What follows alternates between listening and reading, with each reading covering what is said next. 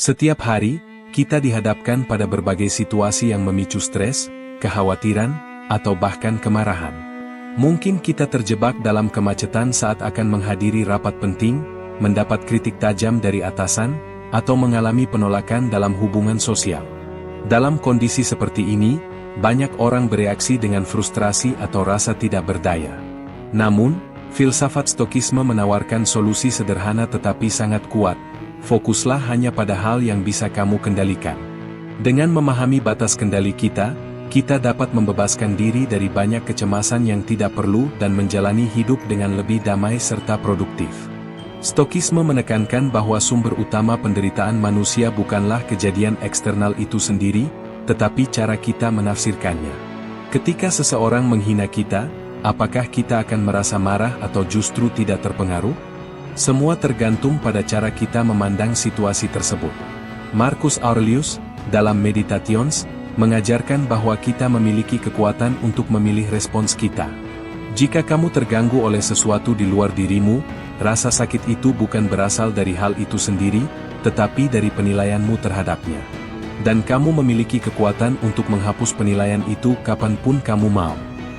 Bayangkan kamu sedang bergegas ke kantor untuk rapat penting, tetapi lalu lintas begitu padat hingga kamu terlambat. Ada dua cara untuk menghadapi situasi ini. Bereaksi emosional, marah, mengumpat, atau merasa kesal sepanjang hari.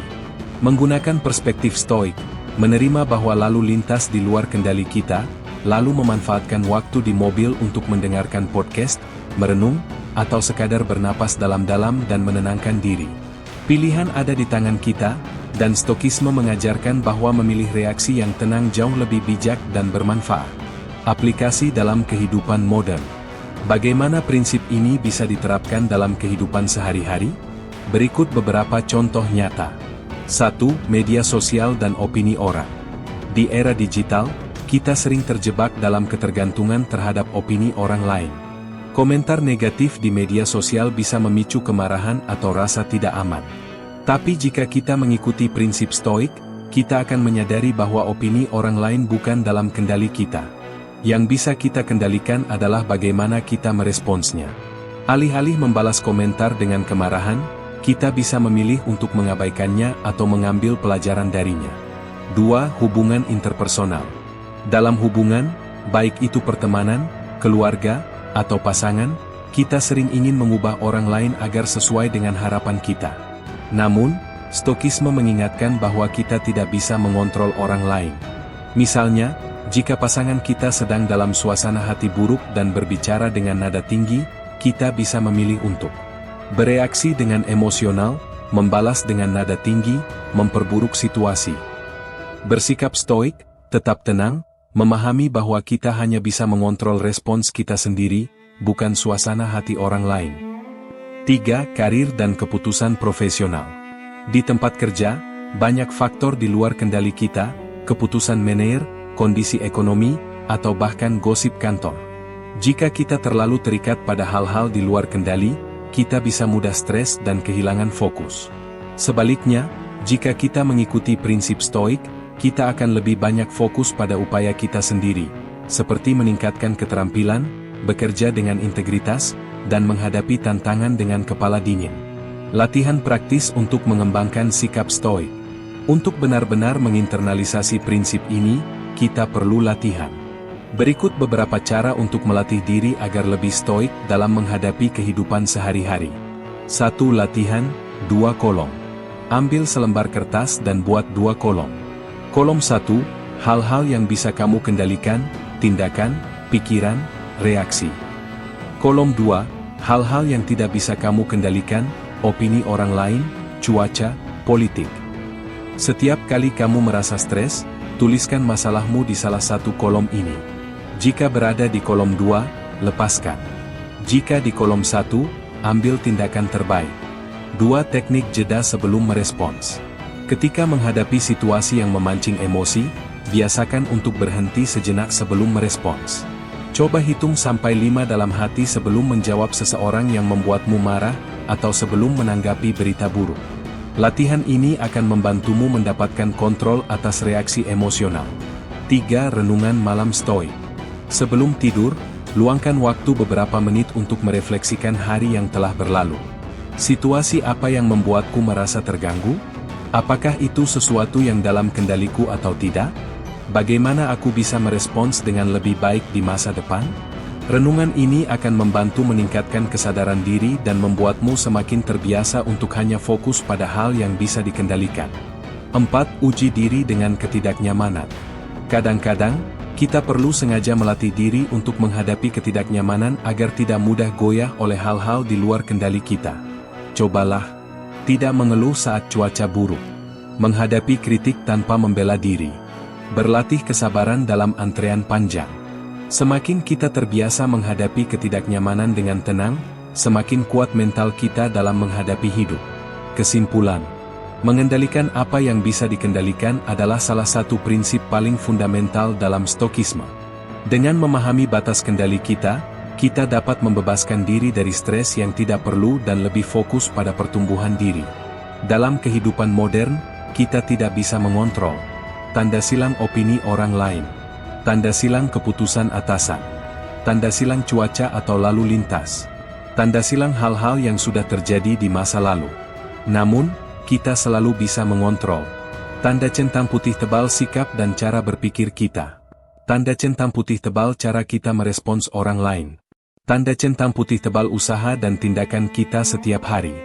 Latihan sederhana seperti membuat daftar kendali, mengambil jeda sebelum merespons, serta melakukan renungan malam dapat membantu kita menginternalisasi prinsip ini dan menerapkannya dalam kehidupan sehari-hari.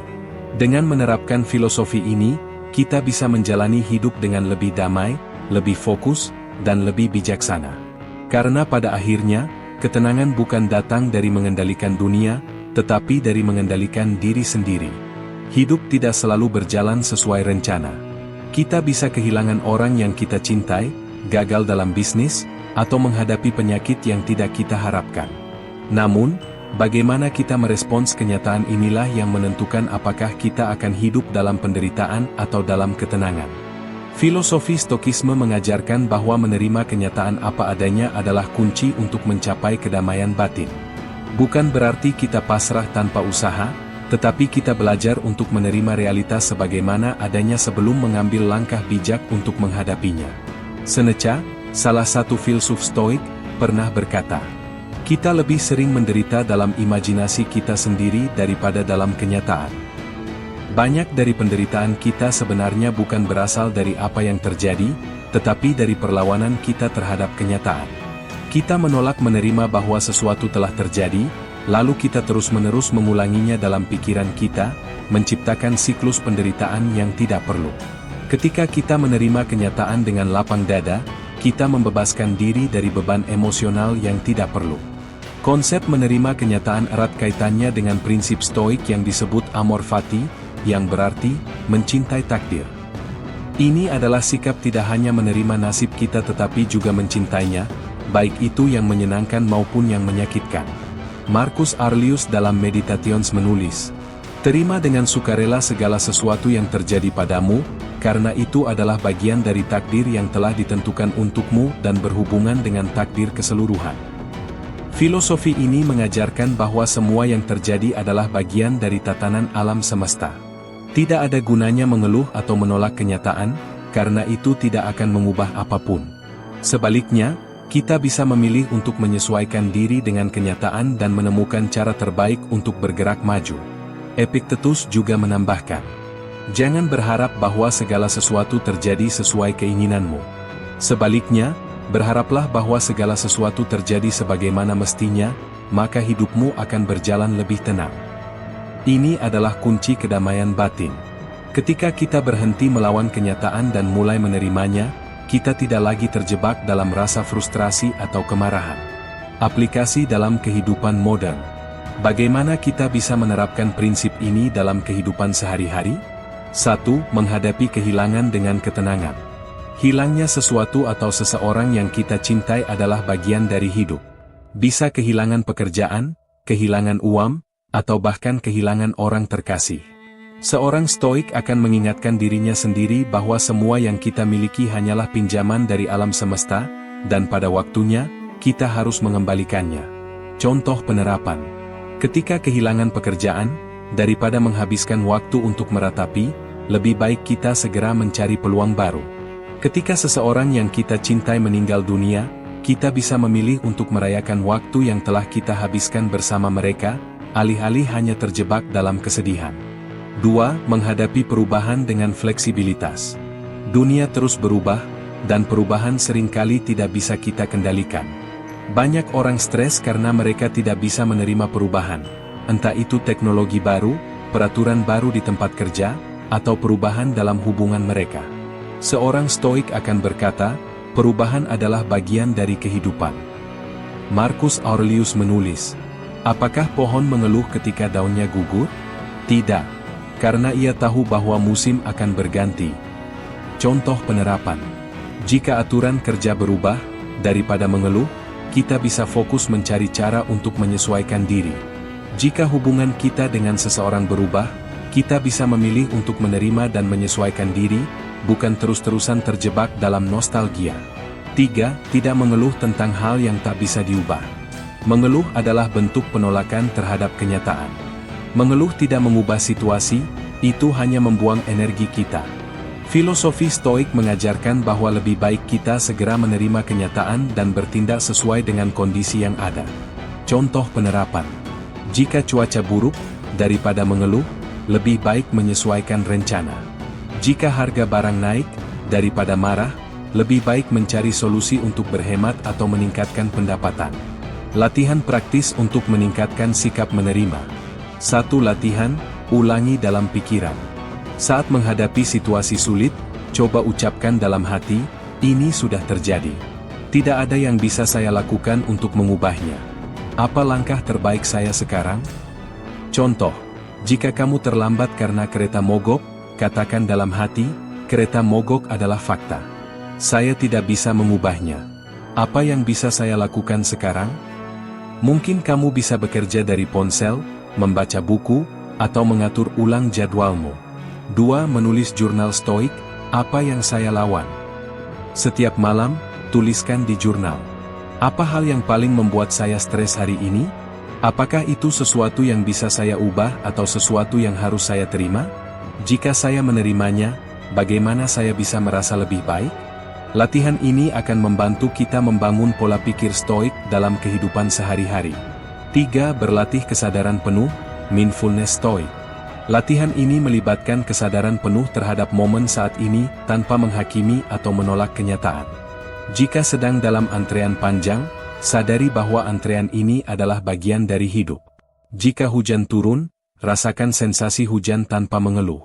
Jika sesuatu yang tidak diinginkan terjadi, berhenti sejenak dan tarik napas dalam-dalam sebelum bereaksi.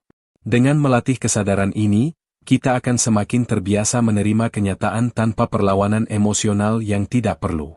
4. Membayangkan kehilangan, negative visualization.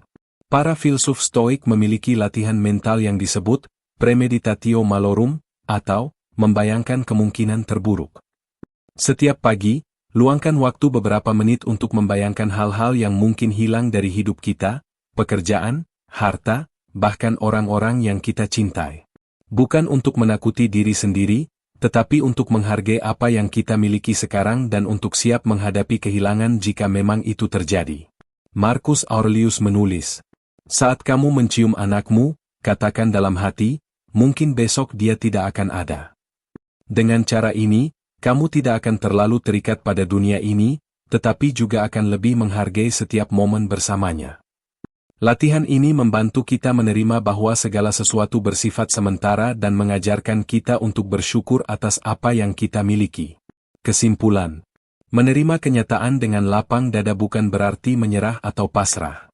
Ini adalah seni menggunakan energi kita dengan bijak, menerima hal yang tidak bisa diubah dan mengambil tindakan untuk hal yang masih bisa kita kendalikan. Seorang stoik tidak akan berkata, kenapa ini terjadi padaku? Tetapi akan bertanya, apa yang bisa saya lakukan dengan situasi ini? Dengan menerapkan prinsip ini dalam kehidupan sehari-hari, kita bisa. Tanda centang putih tebal hidup dengan lebih tenang dan tidak mudah stres. Tanda centang putih tebal fokus pada hal yang benar-benar bisa kita pengaruhi. Tanda centang putih tebal menghadapi perubahan dan kehilangan dengan kebijaksanaan. Tanda centang putih tebal menjadi lebih fleksibel dan beradaptasi dengan kenyataan. Hidup akan selalu penuh dengan tantangan dan ketidakpastian. Tapi dengan menerima kenyataan dengan lapang dada, kita akan menjadi jauh lebih kuat, lebih damai, dan lebih bijaksana dalam menghadapi segala hal. Dalam kehidupan sehari-hari, kita seringkali merasa terombang-ambing oleh opini orang lain, berita yang mengkhawatirkan, atau emosi negatif yang muncul dari luar diri kita. Kritik, hinaan, atau bahkan pujian bisa dengan mudah memengaruhi suasana hati kita. Bagaimana jika kita bisa mengembangkan kekuatan mental yang membuat kita tetap tenang dan tidak mudah terguncang oleh faktor eksternal? Itulah yang diajarkan dalam Stokisme, melatih pikiran agar tidak mudah terpengaruh oleh hal-hal di luar kendali kita. Epictetus berkata, bukan hal-hal di luar diri kita yang mengganggu kita, tetapi cara kita memandangnya. Artinya, bukan situasi yang menyebabkan kita stres atau marah, melainkan interpretasi kita terhadap situasi tersebut. Jika kita mampu mengontrol cara kita berpikir, maka kita bisa tetap tenang meskipun dunia di sekitar kita sedang kacau. Dalam bab ini, kita akan membahas bagaimana cara melatih pikiran agar tetap stabil, tidak mudah terpengaruh oleh omongan orang, dan tetap fokus pada apa yang benar-benar penting. Pendalaman filosofis menjadi benteng bagi diri sendiri. Salah satu prinsip utama dalam Stokisme adalah dichotomy of control, pemisahan antara apa yang bisa kita kendalikan dan apa yang tidak bisa kita kendalikan. Hal yang bisa kita kendalikan, pikiran, sikap, tindakan, dan reaksi kita terhadap sesuatu. Hal yang tidak bisa kita kendalikan, opini orang lain, peristiwa di luar kendali kita, dan kejadian tak terduga. Jika kita terus berfokus pada hal-hal yang tidak bisa kita kendalikan, kita akan selalu merasa cemas, marah, atau stres. Sebaliknya, jika kita hanya fokus pada apa yang bisa kita kendalikan, yaitu pikiran dan reaksi kita sendiri, maka kita akan lebih tenang dan tidak mudah terpengaruh. Marcus Aurelius menulis dalam Meditations, jangan biarkan jiwamu terguncang oleh opini dan tindakan orang lain. Jiwamu adalah milikmu sendiri, jagalah dengan baik. Kita bisa membayangkan pikiran kita seperti benteng yang kokoh. Jika kita menjaga gerbangnya dengan baik, maka tidak ada pengaruh negatif dari luar yang bisa masuk tanpa izin kita. Aplikasi dalam kehidupan modern. Bagaimana kita bisa melatih pikiran agar tidak mudah terpengaruh dalam kehidupan sehari-hari? Berikut beberapa prinsip stoik yang bisa kita terapkan. 1. Jangan biarkan opini orang lain mengendalikanmu. Salah satu penyebab utama stres adalah terlalu peduli dengan apa yang orang lain pikirkan tentang kita. Epictetus berkata, jika kamu ingin bebas, maka berhentilah peduli tentang apa yang orang lain katakan atau pikirkan tentangmu. Orang lain akan selalu memiliki pendapat, tetapi itu hanya opini, bukan fakta. Jika kita membiarkan opini mereka menentukan harga diri kita, maka kita akan selalu berada di bawah kendali mereka. Contoh penerapan. Jika seseorang mengkritik kita, kita bisa bertanya, apakah ini kritik yang membangun atau hanya omong kosong? Jika seseorang memuji kita, jangan langsung merasa terlalu bangga, tetaplah rendah hati dan fokus pada tindakan kita. Jika ada gosip tentang kita, ingatlah bahwa itu adalah masalah mereka, bukan masalah kita. Kita harus belajar membangun kepercayaan diri dari dalam, bukan dari validasi eksternal. 2. Jangan bereaksi secara instan, ambil jeda. Banyak orang bereaksi secara spontan terhadap sesuatu tanpa berpikir terlebih dahulu. Ini seringkali berujung pada penyesalan. Marcus Aurelius memberikan nasihat. Jika seseorang membuatmu marah, tanyakan pada dirimu sendiri, apakah ini benar-benar penting? Apakah ini akan berarti dalam 5 tahun ke depan? Salah satu cara terbaik untuk melatih ketenangan pikiran adalah dengan mengambil jeda sebelum bereaksi. Latihan praktis.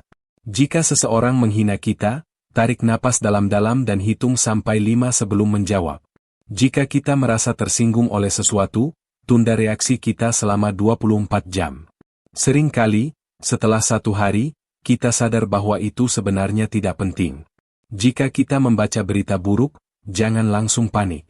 Cari informasi lebih lanjut sebelum membuat asumsi. Mengendalikan reaksi kita adalah cara terbaik untuk menjaga ketenangan batin. 3. Berlatih indiferensia, ketidakpedulian stoik. Stokisme mengajarkan bahwa tidak semua hal di dunia ini layak mendapatkan perhatian dan emosi kita. Seneca berkata, jika sesuatu tidak membantu kita berkembang atau tidak merugikan kita secara nyata, mengapa kita harus peduli? Ada banyak hal yang sebenarnya tidak terlalu penting, tetapi kita sering membiarkannya mengganggu pikiran kita. Latihan praktis. Jika seseorang berbicara buruk tentang kita, tanya diri sendiri, apakah ini benar-benar berdampak pada hidup saya? Jika tidak, biarkan saja. Jika ada tren media sosial yang membuat heboh, tanya diri sendiri, apakah ini benar-benar berpengaruh pada hidup saya? Jika tidak, abaikan. Jika seseorang mencoba memprovokasi kita, ingatlah bahwa kita memiliki kendali penuh atas reaksi kita sendiri. Ketidakpedulian terhadap hal-hal yang tidak penting adalah kunci ketenangan batin. Latihan praktis untuk menguatkan pikiran. Bagaimana cara kita melatih pikiran agar semakin kuat dan tidak mudah terpengaruh? Berikut beberapa latihan stoik yang bisa kita coba. 1. Latihan perspektif, zoom out. Saat menghadapi masalah, coba bayangkan diri kita dari sudut pandang yang lebih luas. Bayangkan melihat diri kita dari atas langit, apakah masalah ini benar-benar besar dalam skala kehidupan kita? Bayangkan bagaimana kita akan melihat masalah ini 5 tahun dari sekarang, apakah masih penting? Latihan ini membantu kita mengembangkan pola pikir yang lebih rasional dan tidak mudah terguncang oleh emosi sesaat. 2. Jurnal stoik, catat respon kita terhadap peristiwa. Setiap malam, tuliskan hal-hal yang terjadi pada hari itu dan bagaimana kita bereaksi terhadapnya. Apakah ada sesuatu yang membuat kita kesal? Mengapa? Apakah kita bereaksi dengan cara yang benar? Jika tidak, bagaimana kita bisa memperbaikinya? Jurnal ini membantu kita melihat pola pikir kita dan melatih diri untuk lebih tenang. 3. Meditasi stoik, duduk dalam keheningan. Luangkan waktu beberapa menit setiap hari untuk duduk diam, menarik napas dalam-dalam, dan membiarkan pikiran kita mengalir tanpa menilainya. Jika ada pikiran negatif, sadari bahwa itu hanya pikiran, bukan kenyataan. Jika ada dorongan untuk bereaksi terhadap sesuatu, diamkan dulu dan lihat bagaimana perasaan kita setelah beberapa saat. Meditasi stoik membantu kita membangun kesadaran terhadap pikiran kita sendiri dan mengontrol reaksi kita. Kesimpulan. Melatih pikiran agar tidak mudah terpengaruh adalah kunci untuk hidup lebih tenang dan stabil. Tanda centang putih tebal kita tidak bisa mengontrol dunia, tetapi kita bisa mengontrol bagaimana kita berpikir dan bereaksi. Tanda centang putih tebal jangan biarkan opini orang lain menentukan harga diri kita. Tanda centang putih tebal ambil jeda sebelum bereaksi agar kita bisa berpikir lebih jernih. Tanda centang putih tebal tidak semua hal layak mendapatkan perhatian kita, pilihlah dengan bijak. Dengan menerapkan prinsip ini dalam kehidupan sehari-hari, kita bisa menjadi pribadi yang lebih kuat, lebih bijaksana, dan lebih damai. Emosi adalah bagian alami dari kehidupan manusia. Kita merasa bahagia ketika sesuatu berjalan sesuai harapan, sedih ketika kehilangan, marah saat diperlakukan tidak adil, dan takut menghadapi hal yang tidak pasti. Namun, jika kita tidak mengendalikan emosi, justru emosi yang akan mengendalikan kita. Stokisme mengajarkan bahwa kita harus menjadi tuan atas perasaan kita, bukan budaknya. Emosi tidak boleh menjadi penguasa yang mendikte setiap tindakan kita. Sebaliknya, kita harus menggunakan akal sehat dan kebijaksanaan dalam menanggapi setiap peristiwa. Seneca berkata, seorang manusia bisa saja dikuasai emosi, tetapi manusia bijak tidak akan membiarkan dirinya dikuasai terlalu lama. Dalam bab ini, kita akan membahas bagaimana cara mengendalikan emosi sesuai dengan prinsip stoik, agar kita tetap tenang dalam situasi sulit, tidak mudah terpancing amarah, dan bisa berpikir jernih dalam menghadapi tantangan hidup. Banyak orang mengira bahwa emosi datang secara otomatis, tanpa bisa dikendalikan. Tetapi menurut filsafat stoik, emosi sebenarnya adalah hasil dari interpretasi kita terhadap suatu kejadian. Epictetus berkata, bukan kejadian yang membuat kita marah, sedih, atau takut, tetapi cara kita menafsirkannya. Sebagai contoh, jika seseorang mengkritik kita, ada dua kemungkinan reaksi. Kita bisa tersinggung, marah, dan merasa diserang. Kita bisa melihatnya sebagai umpan balik yang mungkin bermanfaat bagi perkembangan diri kita. Reaksi kita tergantung pada cara kita menafsirkan kejadian tersebut, bukan pada kejadian itu sendiri. Oleh karena itu, jika kita ingin mengendalikan emosi, kita harus mulai dengan mengendalikan interpretasi kita terhadap dunia. Marcus Aurelius menulis dalam Meditations. Jika sesuatu dari luar mengganggumu, ketahuilah bahwa yang mengganggumu bukanlah hal itu sendiri, tetapi pikiranmu tentangnya. Dan kamu bisa mengubah pikiranmu kapan saja. Jadi, emosi adalah pilihan kita sendiri. Kita bisa memilih untuk tetap tenang daripada marah, optimis daripada takut, atau sabar daripada frustasi. Mengapa kita harus mengendalikan emosi? Emosi yang tidak terkendali bisa menyebabkan berbagai masalah. Tanda centang tebal kehilangan kendali diri. Kita bertindak tanpa berpikir, lalu menyesal setelahnya. Tanda centang tebal merusak hubungan. Amarah dan sikap emosional bisa merusak hubungan dengan orang-orang di sekitar kita. Tanda centang tebal menghalangi kebijaksanaan. Saat dikuasai emosi, kita sulit berpikir rasional dan mengambil keputusan yang tepat. Tanda centang tebal menimbulkan penderitaan. Rasa cemas, marah, atau takut berlebihan bisa membuat hidup terasa penuh tekanan. Jika kita ingin hidup lebih damai, produktif, dan bijak, mengendalikan emosi adalah kunci utamanya. Cara mengendalikan emosi menurut Stokisme. Bagaimana kita bisa melatih diri untuk tidak diperbudak oleh perasaan? Berikut adalah beberapa metode stoik yang bisa diterapkan. 1. Sadari bahwa emosi hanya sementara. Ketika kita merasa marah atau sedih, seringkali kita berpikir bahwa perasaan itu akan bertahan selamanya. Namun, jika kita perhatikan, emosi itu sebenarnya hanya sementara. Ia muncul, memuncak, lalu perlahan menghilang. Seneca mengajarkan, segala sesuatu yang tampak mengganggumu hari ini, dalam waktu dekat akan menjadi sesuatu yang sepele. Jika kita bisa menyadari bahwa perasaan negatif hanyalah sesuatu yang sementara, kita tidak akan bereaksi secara berlebihan. Latihan praktis. Saat merasa marah, tunggu 10 menit sebelum bertindak atau berbicara. Dalam banyak kasus, amarah itu akan berkurang. Saat merasa sedih atau kecewa, katakan pada diri sendiri, ini hanya perasaan sementara. Ini akan berlalu. Jika kita merasa cemas, ingatkan diri sendiri bahwa banyak hal yang dulu kita cemaskan ternyata tidak pernah terjadi. Dengan menyadari bahwa emosi bersifat sementara, kita tidak akan terburu-buru mengambil keputusan yang nantinya kita sesali. 2. Gunakan rasionalitas untuk menguji emosi. Filsafat Stoik mengajarkan bahwa emosi yang berlebihan seringkali berasal dari pemikiran yang tidak rasional. Misalnya, kita marah karena merasa diperlakukan tidak adil. Tapi apakah benar-benar ada niat jahat dari orang tersebut, atau hanya kesalahpahaman? Kita takut gagal, tapi apakah kegagalan benar-benar seburuk yang kita bayangkan? Kita sedih karena kehilangan sesuatu, tapi bukankah semua hal di dunia ini memang sementara?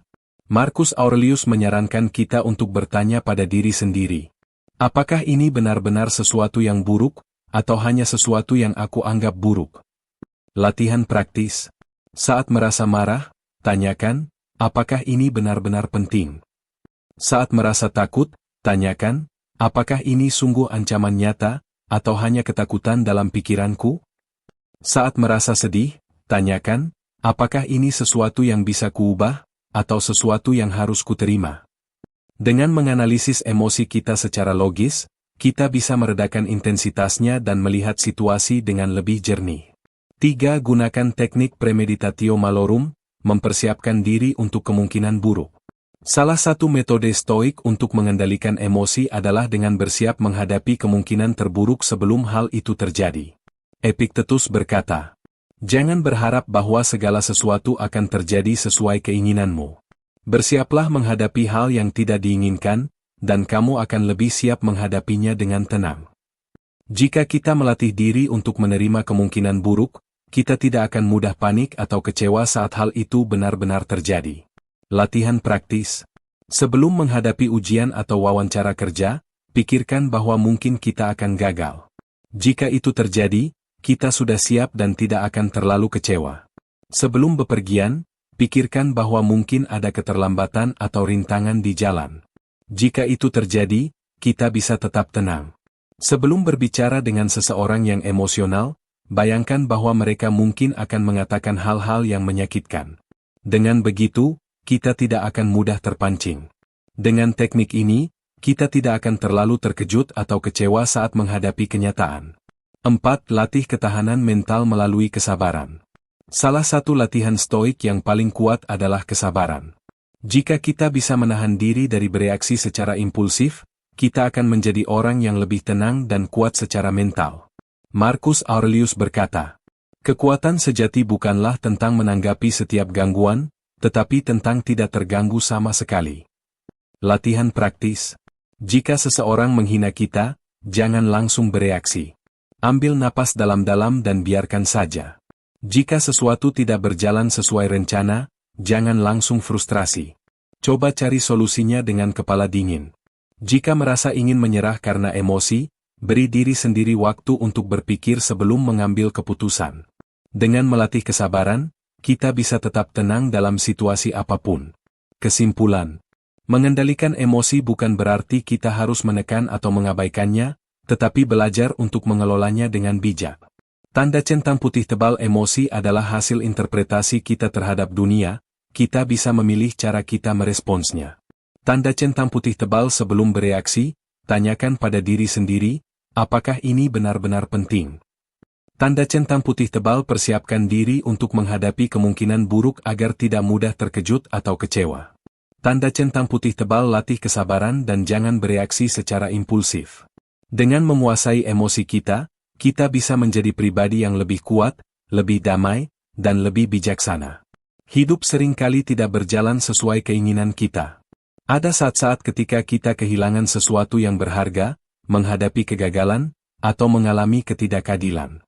Jika kita terus-menerus melawan kenyataan, kita hanya akan menambah penderitaan bagi diri sendiri. Stokisme mengajarkan bahwa kebahagiaan sejati datang dari menerima hidup apa adanya, bukan seperti yang kita inginkan. Epictetus berkata, "Jangan berharap bahwa segala sesuatu terjadi seperti yang kamu inginkan.